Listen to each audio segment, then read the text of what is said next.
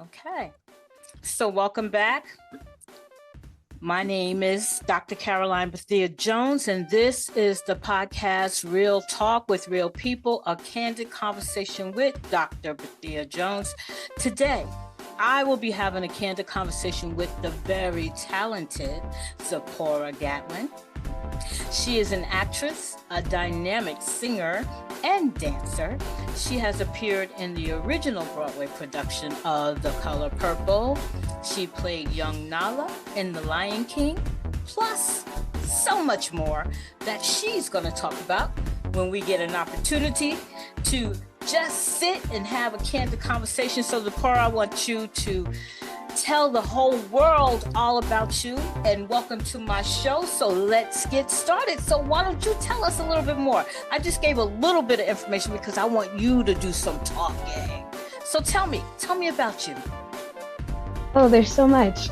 I guess we should start with my origin story, I would suppose. I'm from Harlem, New York. A child of the 90s, so I'm a late millennial. So I caught just enough of 90s era hip hop to Cash Money taking over the 99s, the 2000s, and Yin Yang Twins, and then into this new age stuff. So yeah. I feel so old right now. I don't know what these kids are doing. But oh my God, it's okay. I know I'm old, but that's okay. I can keep up with this generation, so you just go right ahead. There you go, period. So yeah, I'm from New York. I was born to two parents who are now divorced. I'm the youngest of three, and I'm a proud aunt of an 18-year-old child. He's about to go to college, and I am so terrified. It's happening so quickly. But anyway, quickly, yes. Oh my gosh! Can I tell you that you don't look much older than 18 yourself? Thank you. Oh my gosh, you look 18. So this is you're gonna be real buds. You're gonna be buds because y'all gonna go out together, and they're gonna say, "Is that your sister?" He's going to my alma mater. So it's kind of it's going to be very interesting. Jesus and retinol for y'all who are listening. Jesus and retinol, amen. But yeah, it's going to be really interesting. He's going to my alma mater, and I'm super proud of him. And he's a really sweet individual. And so my prayer has always been Lord, please don't let this world ruin him. Please let him stay as pure and as sweet and as wonderful as he is.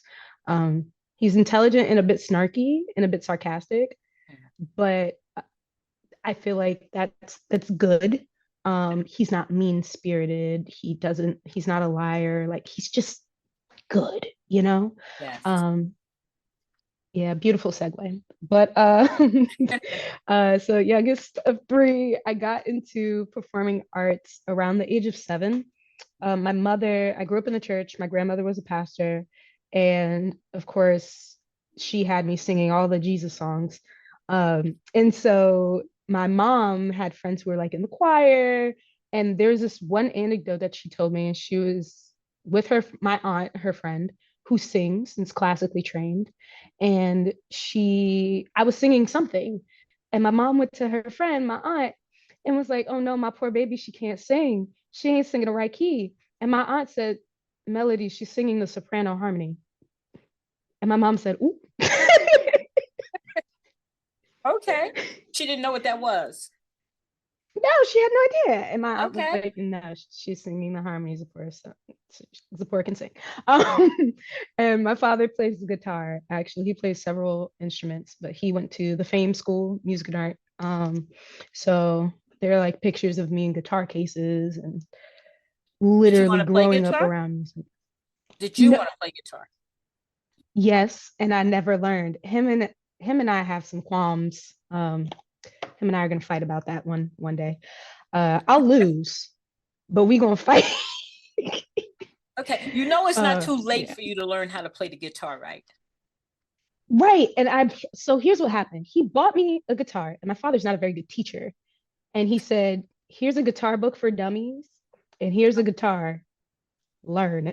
And I said, I'm 10. What do I do with this?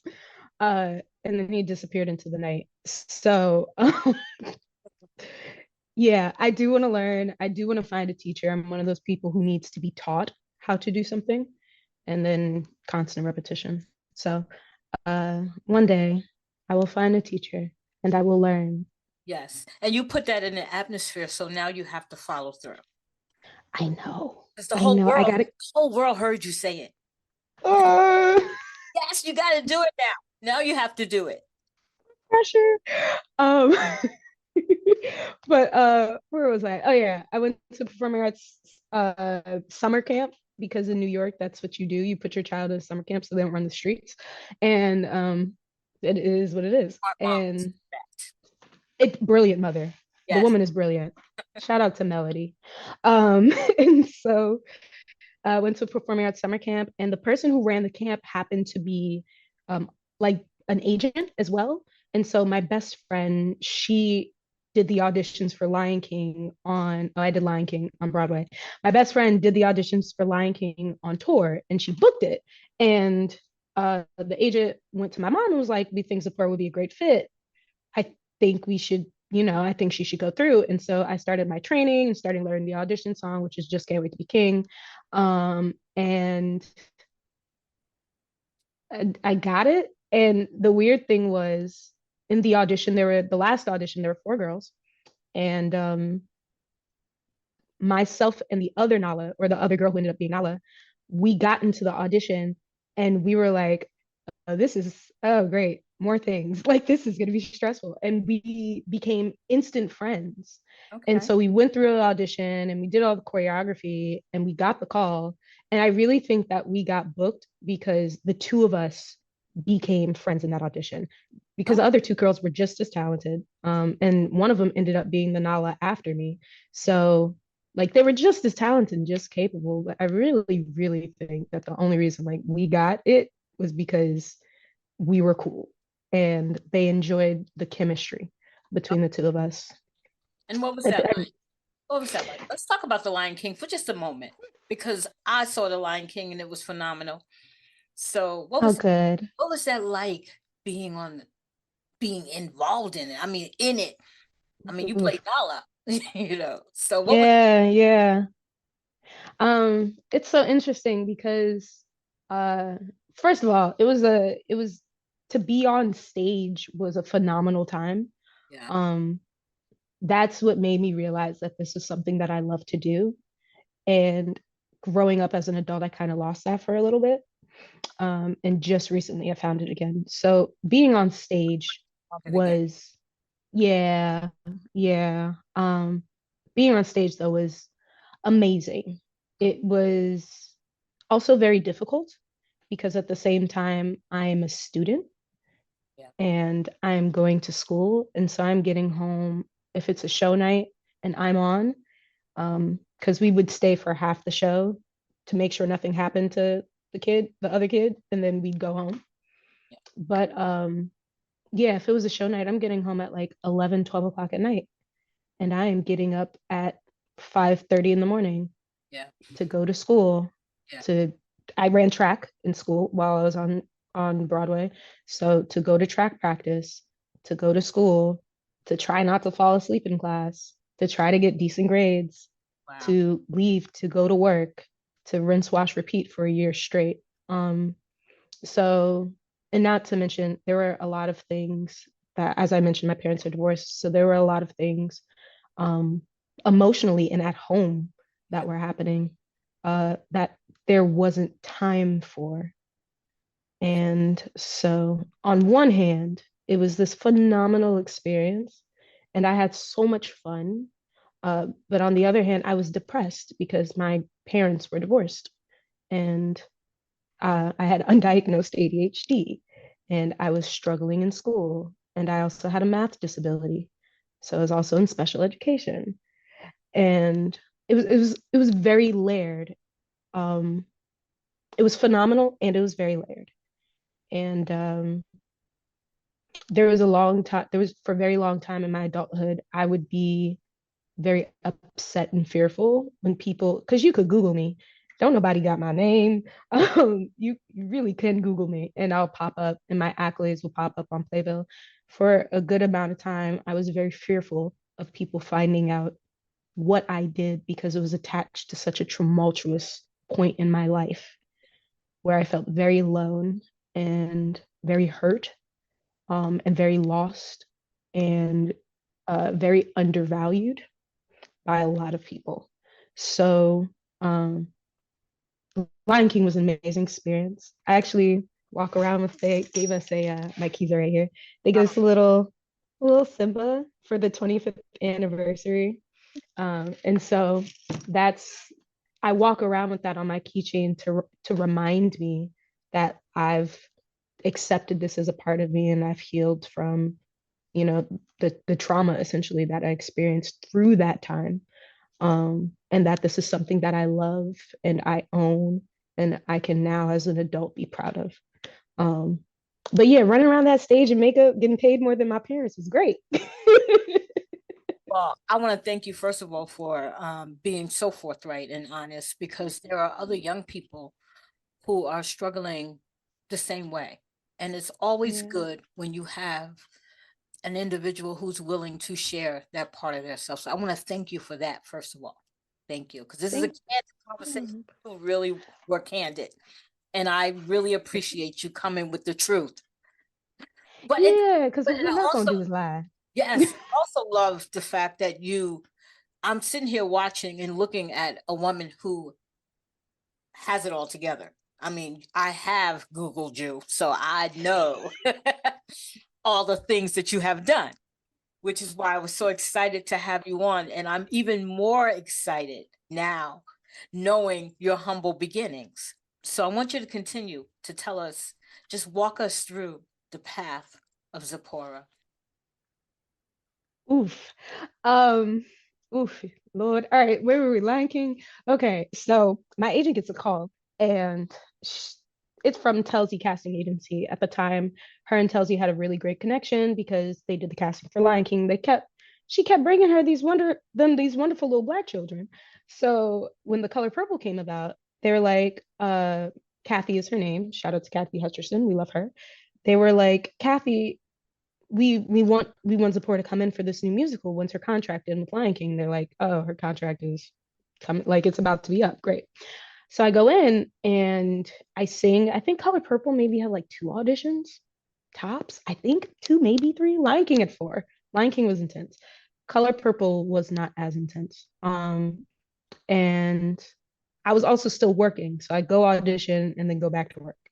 I'd audition like in between shows. It was weird, but I auditioned, and Linda Twine, who's the conductor for the original Color Purple, she said to my mother, she's like, I don't know why, but we couldn't find no little black girls who could sing.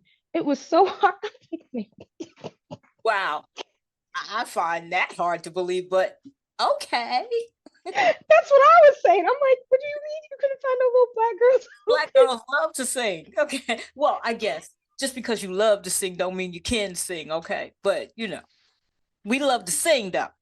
We still love to sing. And And you work with us, we we can do. sing. You know, I think everybody can sing. I think everybody can sing. Some people need more coaching than others. Yeah. Um, I put it But that that's way. why you have But coaches though, right? That's their job to bring out the best. precisely, exactly. Yes. Please keep those people employed. So Miss Twine, so that's my mom, and I laughed. I'm like, I don't, okay, whatever. So we started Color Purple, and it was actually still in the workshop phases. It was just coming from Atlanta, and so we were workshopping, and I got to be there for like all of like the nitty gritty details, which is different than Lion King, because with Lion King, it was already developed up, running. It was a thing. Right, right, Color right. Purple, we went through the previews process. I was getting homeschooled. We had a tutor that was tutoring all four of us, Chauncey, Leon, and Corinne. And so they tutored us. And I did Color Purple. my sixth grade year. So I went into sixth grade, made some friends, and then got snatched out of school for like 3 or 4 months and then got reintegrated. And that was socially, that was a weird thing for me because all of like the cliques had already formed and the people had already made friends. And the friends I made didn't quite know or remember me the way they know and remember, their current friends. So reintegrating was really, really interesting. But the workshop process of the Color Purple was so much fun. Oh my gosh. Um, it was just so much fun to go from the workshop to see songs get scrapped to come in one day and music be one way and and it just change and evolve and you watch the formation of the production creative process. Even at the age of 11, I was 10, 11, I was fascinated. um and so we became something of a family because we spent so much time together. And which is it's a blessing to me because I didn't know who I was connected to or in the room with at the time I was connected to and in the room with them. People like Allie Wills, God rest her soul, who wrote September for Earth, Wind, and Fire. Um, Brenda Russell, Lou Myers, d- just LaChance, Renee Goldsberry, Brandon Victor Dixon, just Elizabeth Withers Mendez, just these phenomenal performers who have had these ridiculous track records. Linda Twine, Joseph Joubert, just these are giants now. Yeah. To me, we're just family. And I really didn't realize how blessed I was to Daniel Watts to be just around these people. And I'm just Leon Thomas III, who now is ridiculous, producing for Drake and all kinds of folks. We used to get into fights backstage. Like it was just a wonderful experience. So Color Purple, although still depressed.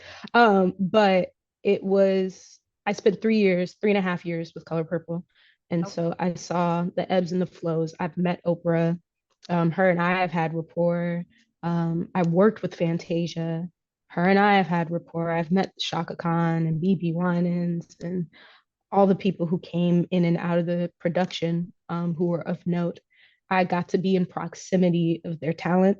And for the most part, they were all really wonderful people. Um, uh, yeah, I don't want to get a defamation lawsuit, so I'm not going to tell you the story about my first interaction with Oprah. But say anything that you don't want. No, because yeah, well, we ain't going down that road. No, I'm kidding. I think it will be fine. My first interaction with Oprah Winfrey, like up close and personal, she had us fly out to Chicago.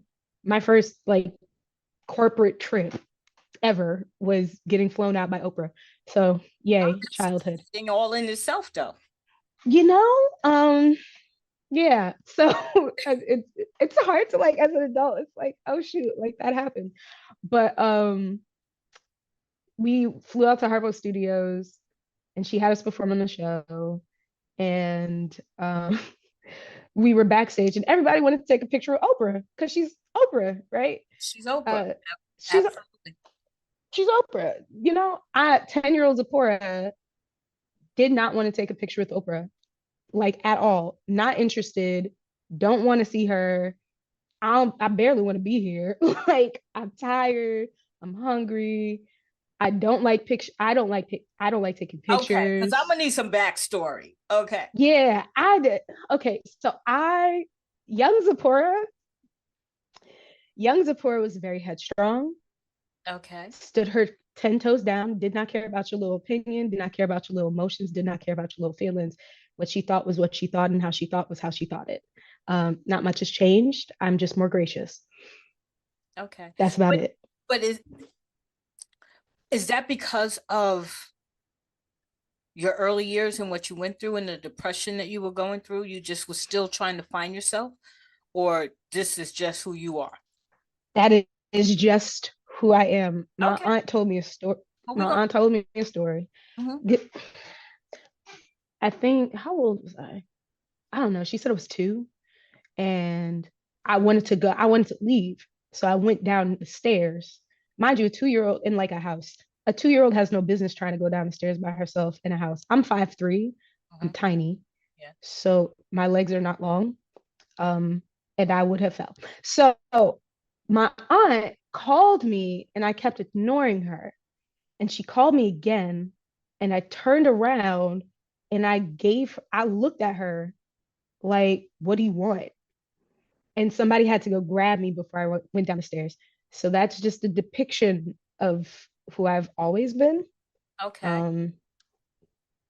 So back to Oprah. Let's go back to Oprah. Back to Oprah. Everybody is like, oh, Oprah's coming. And I'm like, I don't care. To me, she's a human being. She's not Oprah. She's a human being who signs my checks and makes sure that they don't bounce. All right. So what I'm taking from that is that you're not starstruck. No. And I have to tell you, I'm exactly the same way. I'm not starstruck. I don't consider myself a fan because that's like, I'm not a fanatic. It's weird. I don't worship people like that. Yes. So I understand exactly what you're saying. So we're going to get along just fine. So you can go ahead and finish telling your story. Great. Lovely. Great. Thank you. Because explaining that to people are like, well, I don't understand. I'm like, she's a human being. I understand perfectly. But you have to understand that there's not many people like us. Okay. So I understand that now. That's why I said you have to own it. You just have to own it because we're uniquely different is all I'm gonna say. Right. So continue. So back to Oprah.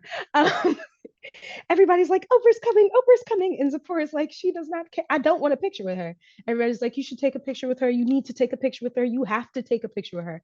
I'm like, I don't have to do anything as long as she has my checks. You probably should I should, but I don't have to. And I think it was the verbiage of I don't have to. I have to. Yeah. That made me like, oh, I really don't care. Like super rebellious. Like I really don't care now, and now you're forcing me, and I don't like that. Well, so when Oprah came in, because I'm assuming you took that picture. No, did we take the picture? We got to the picture eventually. So Oprah comes in the room. Okay, we got there. Oprah comes in this room. And everybody's like, oh, Oprah. And she's like, thank you so much, everybody. So proud of you. Amazing work. Great job. Everybody starts taking pictures. All the kids start taking pictures. Comes to me, Zipporah, you got to take a picture. Go take a picture. And my mother's like, she doesn't want to take a picture. Don't make her take a picture. One thing about my mother, she was very protective of who I was. Good. She sounds very supportive. Good. Extremely. My parents are wonderful in that regard. They've always been supportive of who I am as a person. So I've been thankful for that. And so she was like, she doesn't want to take a picture. Everybody kept forcing me. And there's like 40 people in the room saying, Zipporah, go take a picture. You're crazy. Why wouldn't you take a picture? It's Oprah. Why wouldn't you take a picture? And I'm like, I really don't care. So I get very overwhelmed and very flustered and frustrated. And I'm crying. I start crying because I'm angry. And I run out the room into the bathroom. Oprah Winfrey chases after me and trips over a mop bucket. Oh, look what you did. You caused Oprah the trip. I made Oprah fall by accident. And I felt so bad. But part of me was like, why are you chasing me? Oh, wow. I wonder if she tells that story. I feel like Oprah has so many stories to tell that she just forgot about mine. But I don't think she forgot about tripping over a mop.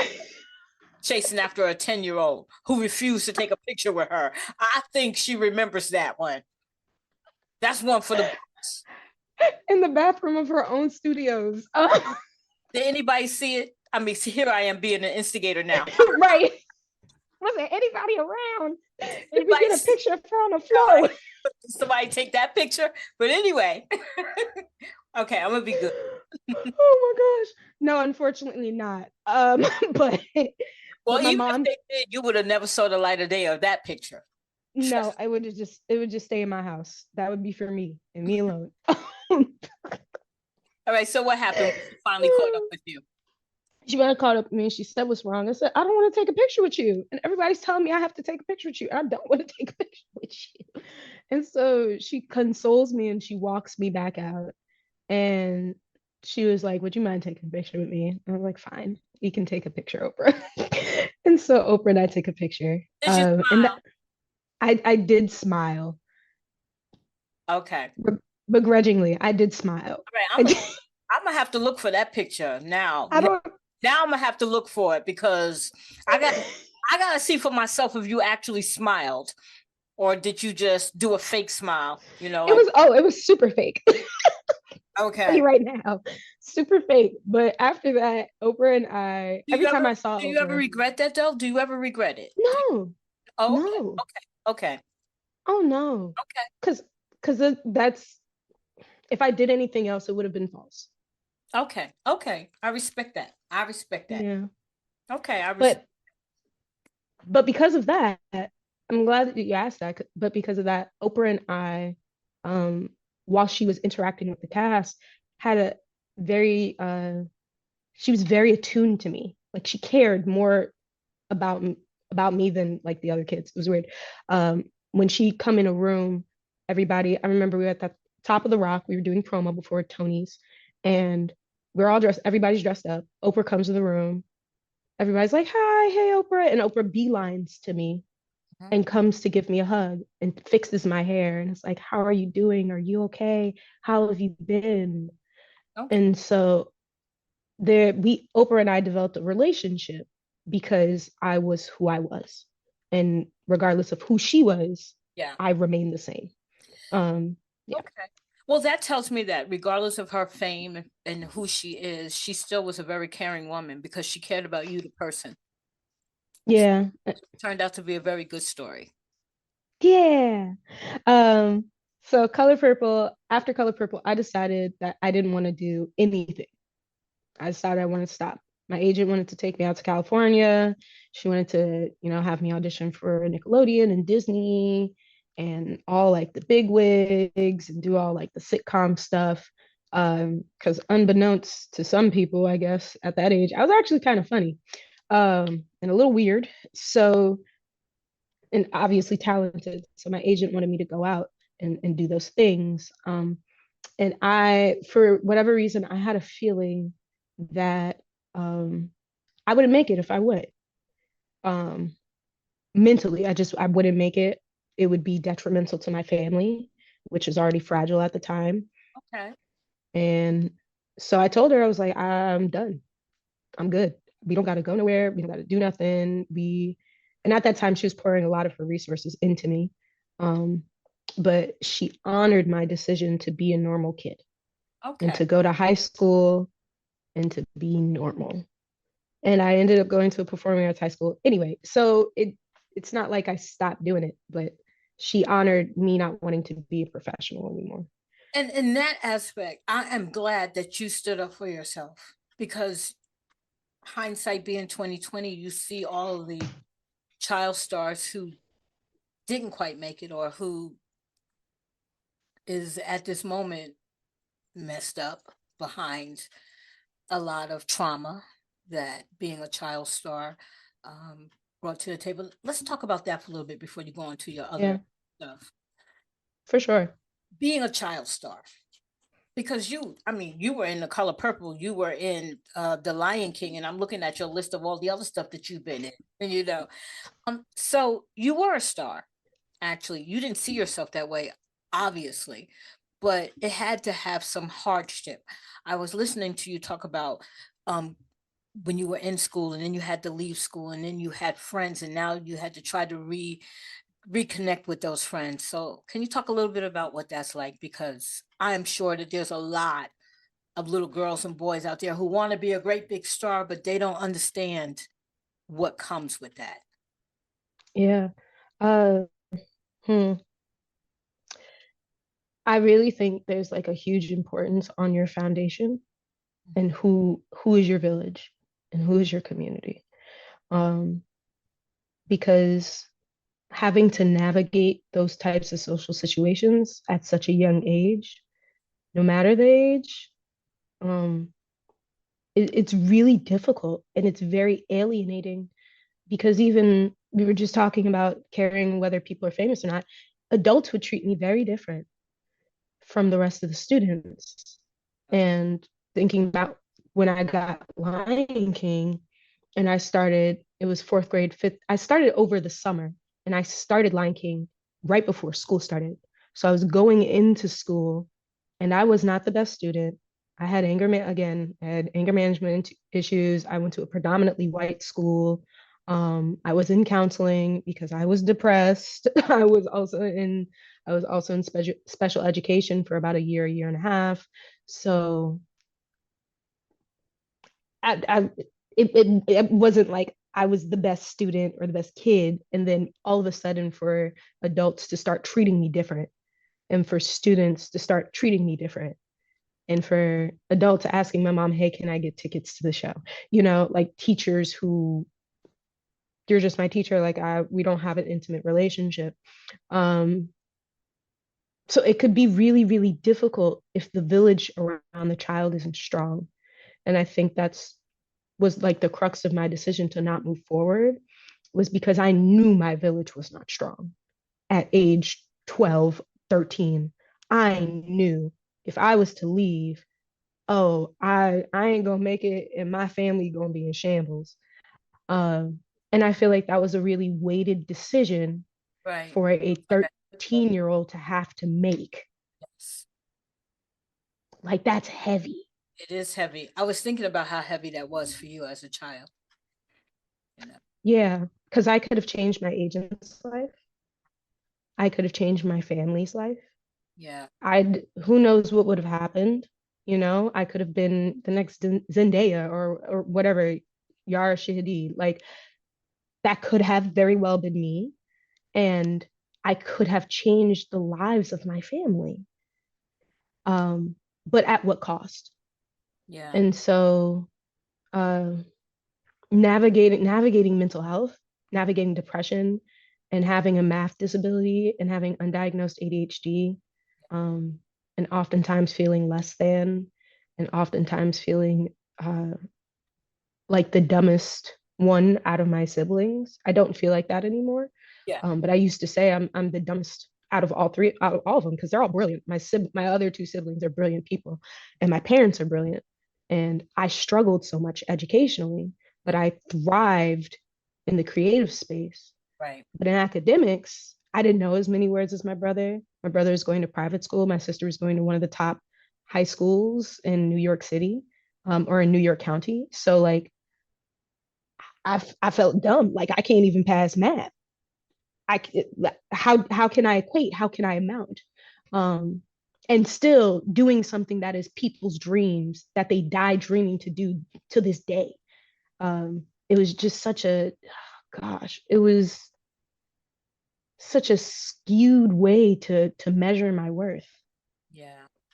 and nobody could help me navigate that.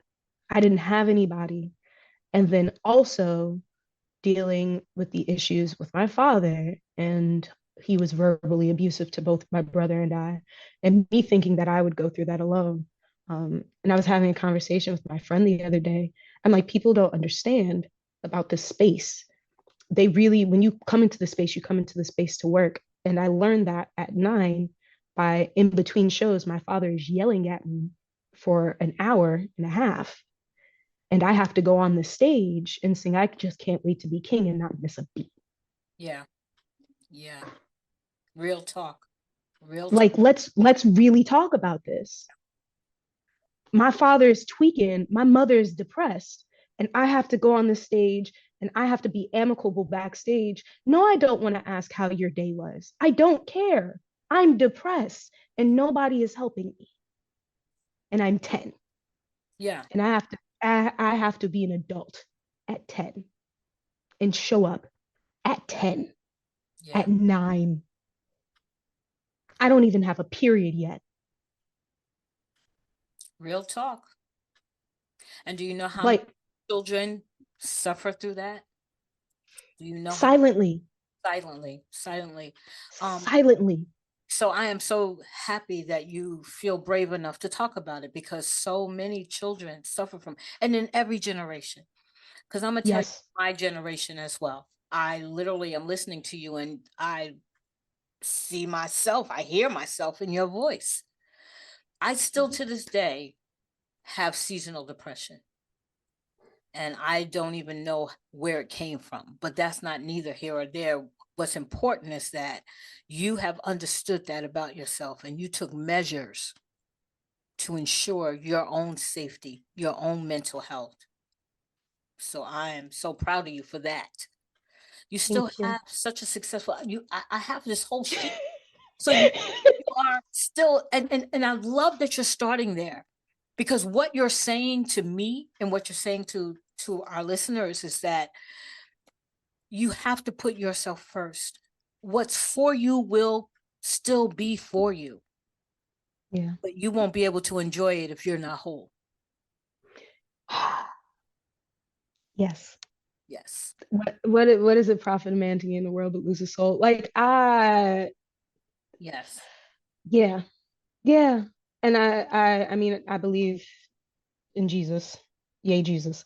Um I really think that, and I believe in the Holy Spirit. I really think that at the age of 13, that was the Holy Spirit telling me, Zipporah, don't go Yeah. Oh, because I you believe that. won't make it.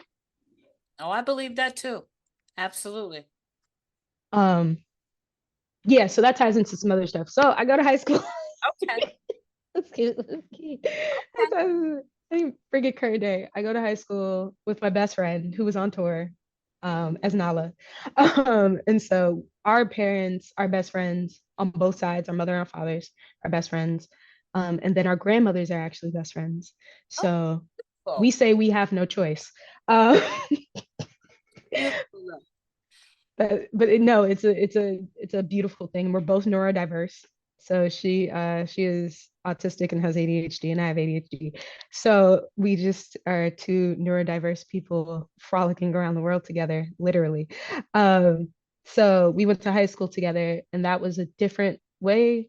There was like no pressure, and so there I fell in love with dance, and I decided like acting's not the biggest thing that I like to do, but I can do it.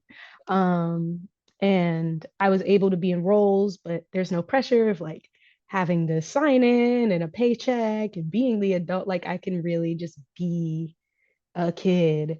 And enjoy it. um yeah, and have fun with my weird friends and run around singing anime songs around the school because there's only 500 kids total and we all know each other. And I can just go be weird with my friends. So doing that for 4 years was lovely. Uh, and I actually had to take 2 years off from school because my parents couldn't afford to send my brother and I to school at the same time. So I was like, I'll take a gap year because I don't want to go to school for real, for real. Um, and that I'll be the sacrificial lamb. I'll take the hit. Okay. And 1 year turned into two. Um, During that 1 year, or those 2 years, I ended up doing poetry somehow, some way. Okay. Um, and joined this organization called Urban Word NYC, Okay. and It all fits. they are yeah, it's all creative, It right? all fits. Yeah. I did Urban Word NYC. I did their slam season, which I kind of stumbled into, and I somehow, some way, ended up being one of the top 21 youth poets in the city of New York, and performed at the Apollo Theater. And the poem that I wrote was a homage to my grandmother, Okay. um, who, full circle, my mother performed her poem on the Apollo stage when she was around my age. Oh, So, so your mother um, was creative as well. Your mother was, oh yeah, yeah. yeah, she a bad girl. Like all of them are. My uncle used to dance with Alvin Ailey. My Mhm. grandmother's brother used to drum and dance with Alvin Ailey and Maya Angelou. Okay. Back during the height of the Black Arts movement. Right, right. Um, my aunt sings and was a contortionist. My grandmother sewed. She used to do hot pants competitions. Like the family. The Okay. family is creative. You come from a creative Yeah, family. Yes. Okay. I do. I do. So yeah, that was awesome. But I was still struggling very heavily with mental health issues. And I fell in love with the guy who we were all struggling, depressed artists. And we had a situation where I ended up having to get an abortion. And one of the things we don't talk about with abortions is the aftermath of the hormones rebalancing. Okay. And if you're already dealing with mental health issues, it amplifies it Okay. because your body's preparing to have a child and you take the child out of the equation. And now your body has a bunch of hormones that it knows not what to do with. And if you're already depressed, it just kind of makes everything worse. Um, so the guy and I got into an altercation, a verbal altercation, not physical. Um, and he blamed me for something that happened with one of our mutual friends. And that night, I chose to take my life. And so I committed my first suicide attempt. And I have an allergy to non-steroidal anti-inflammatory drugs, NSAIDs. And so my mother had some migraine medication, and it's migraine medication, so it's strong and prescribed. Yeah. And so I took a handful and I left her six because I thought she might have a migraine when I'm gone. She might need these. And so it's very dark and very twisted, but also like, oh, wait, it's kind of sad. And so I took them and I was going to go to bed. And I said, God, if my mother comes in here, I will tell her what I did. And the fact that I'm still here tells you that she came in. And my mother sleeps through thunderstorms. She sleeps through gunshots. She don't. The woman sleep like a rock. Um, but for some reason, she woke up that night and she came and she said, "Zipporah, are you okay?" And I burst into tears. I'm sitting there looking very empty. And I start crying and I said, Mom, I took some medicine. I tried to take my life. And so she called 911. They came and I got put into a psych ward for a week. And this was December. So this was right, I got out December 20th, 2013. Yes, December 20th, 2013. Um, and so right before Christmas. And so I'm in the psych ward. And I really believe that was the first time that God and I had like sat and had a conversation. Um, like really believe that that's the case. Because when I got in that room and I wasn't able to braid my hair, I wasn't able to have bandanas, I just went natural. Like I need something to wrap my hair, I need my products. I'm not able to have any of the liberties. All I have is paper, a marker, and a card my sister gave to me, which I still have somewhere to this day. And it was just really me and God. And he carried me through that week. I made friends in the psych ward. I had favor with the nurse. And by the grace of God, I wasn't put on medication for my depression. They just prescribed me counseling. So uh, it really was the grace of God that carried me through that place. I didn't have any incidents. And was I still depressed? Oh, very much so. But I was safe in a psych ward in the South Bronx. You needed time to think to Yeah. about yourself. You needed time, and you were in a safe space to be able to really think about yourself and think about your life. Yeah. And the amount of support that I was shown through that period um, was my pastor at the time. He came to visit me at least twice. My friend at the time, well, my friend, he's still my friend. He came to visit me. He brought me food. My brother, who was in college at the time, He called me at least twice while I was in there. And my brother doesn't, we both have ADHD. So object permanence, we forget people exist. We forget they exist. And we're like, oh, shoot, I need to check up on so-and-so. He made sure he called me. My sister came.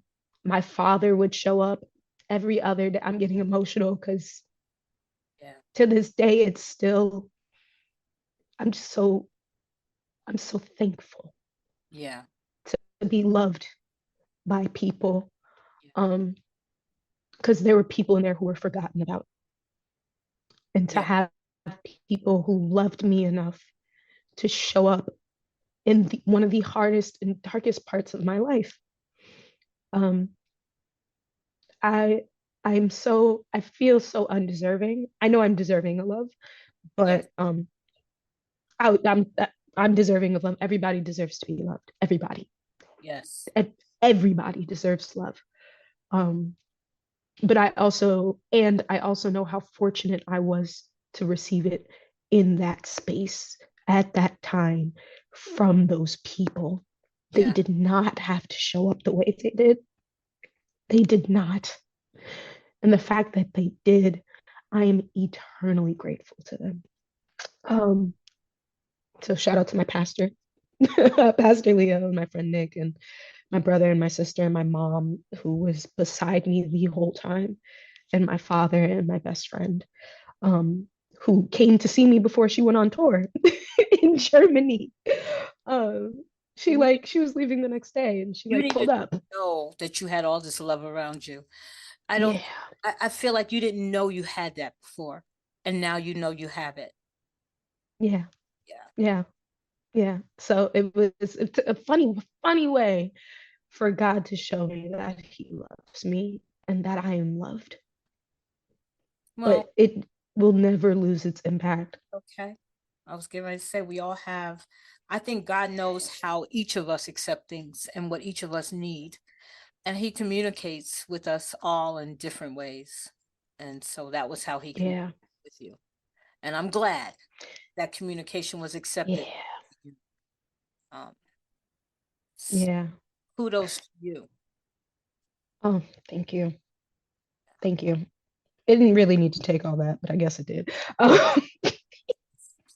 For you, for you it did. for I guess. for you it did. Okay, for you it did. I guess so. But look at you now, right? Yeah. Look, Yeah, it's yeah, something special. It's my aunt. So I went to college. I went to community college for a little bit. I went to Lehman College and did some dance stuff there. And I okay. took a business and sociology were my major and my minor. Um, and then for whatever reason, I lived with this horrible roommate. And I was like, it's time to go. Like, it's time for me to leave New York. There's nothing left for me here. I gotta go. So I transferred to Norfolk State University, behold the green and gold. And it's a HBCU in Norfolk, Virginia. Um, and honestly, it was the best decision in my life. Oh, good. Good. I, yeah, I regret nothing of this experience, of that experience. And that's where a lot of my accolades continue. I was a business major, I minored in sociology, but I Okay. was really heavy in the theater department. Um, the man who runs the industry theater company, he knew the woman who played Shinzi, one of the hyenas from Lion King. Mhm. And he saw my name in the auditions and he recognized me and he called her in the audition and was like, guess who's in front of me? And she was like, who? And he was like, Zipporah Gatling. She was like, zip, zip, because that's what she called me. And I got terrified because I really didn't want people to know. Oh. And then the next week, people started Googling it. So Oh, you're I still was, hiding. You're still hiding from yourself.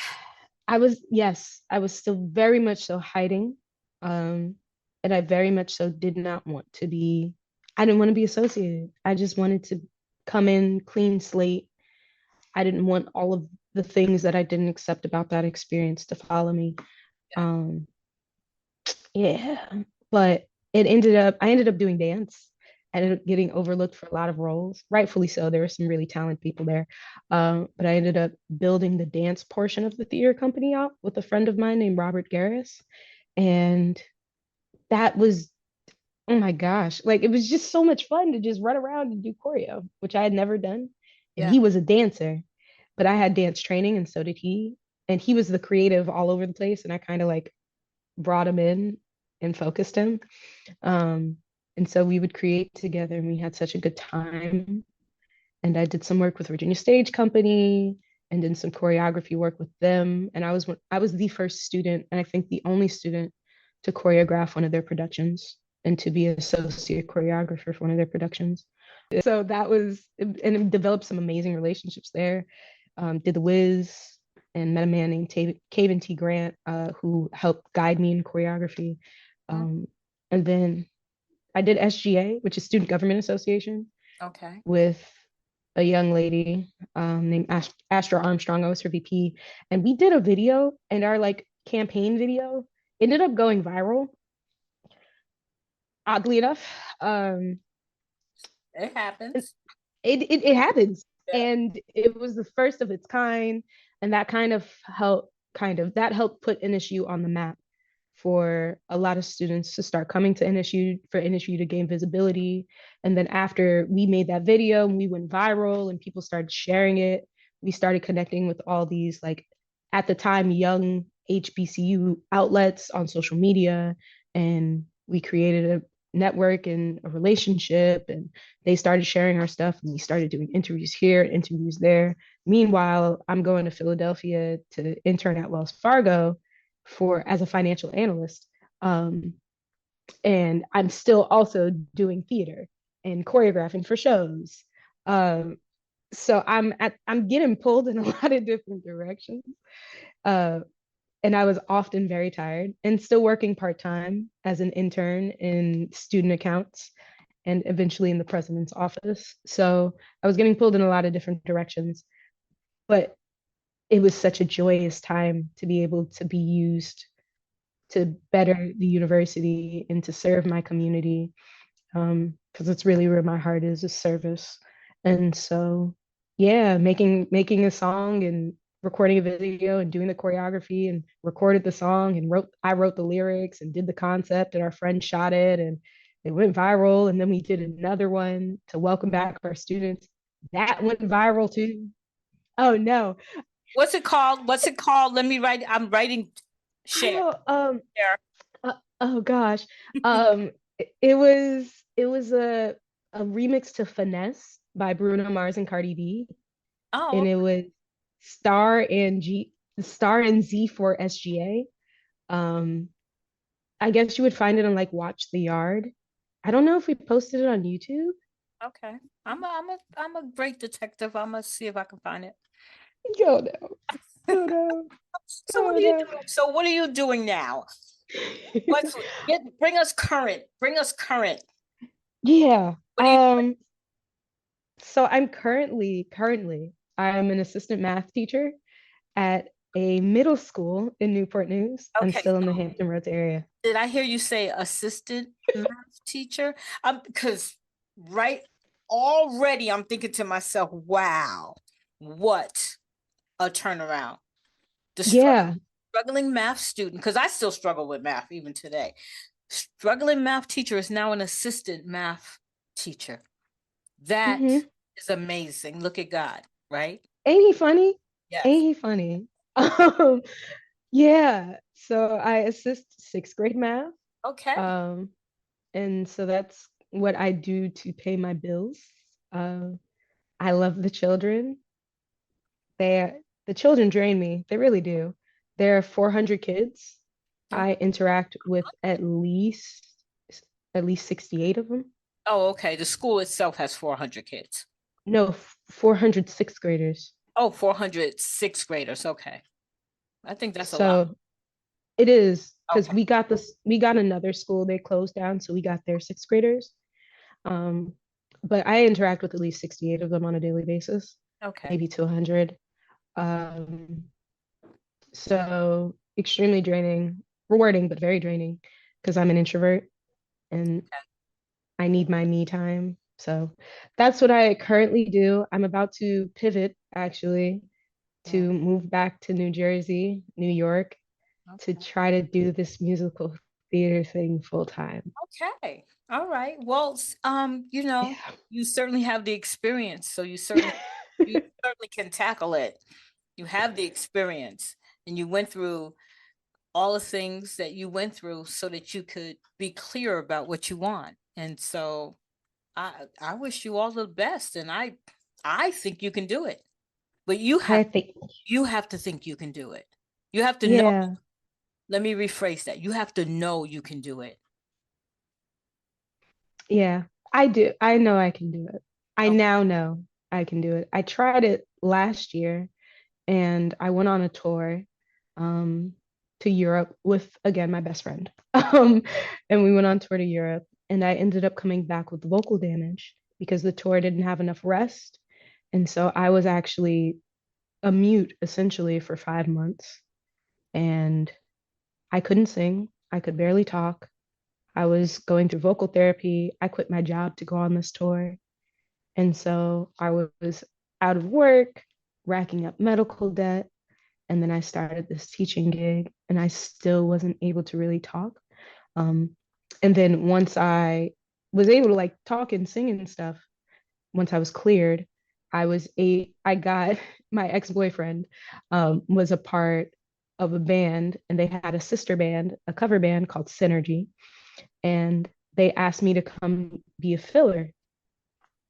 And that is it was because of Synergy that I am now sure that I can do this. Okay. And so I'm eternally grateful to that experience. It was like 6 months, but I'm so grateful to them because they gave me the confidence in my voice back. So Okay. yeah, I think I can do this now. I think I know I can do this now. Well, I will be rooting for you. Thank you. I want to thank you for coming on this show, but what I really want to thank you for is your beautiful spirit, Yeah. your candid conversation. And I know that you helped a lot of young people.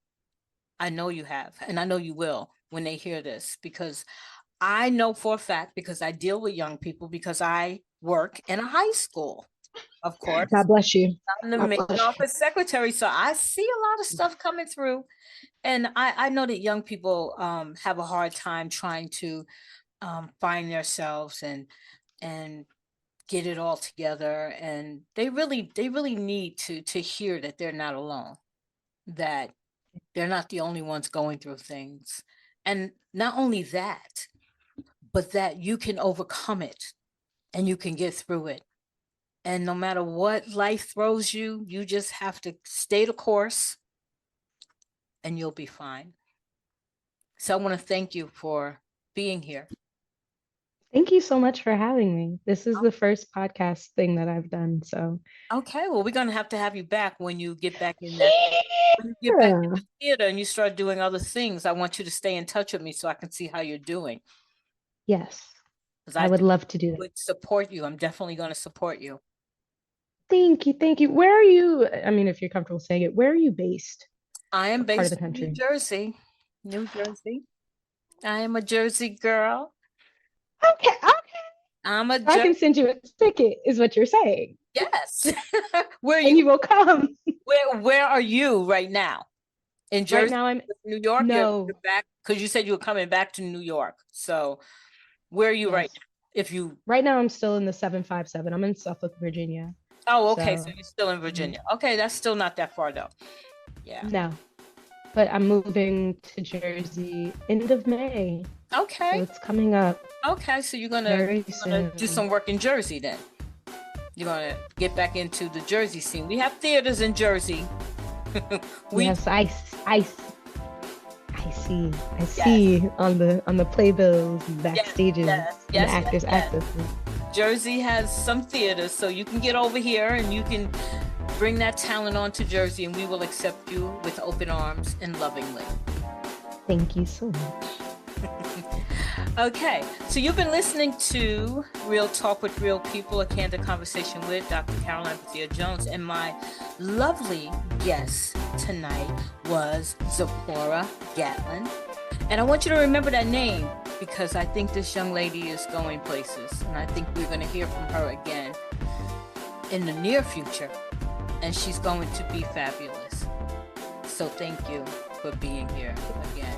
So I will see you next time when I have another guest and we have a candid conversation.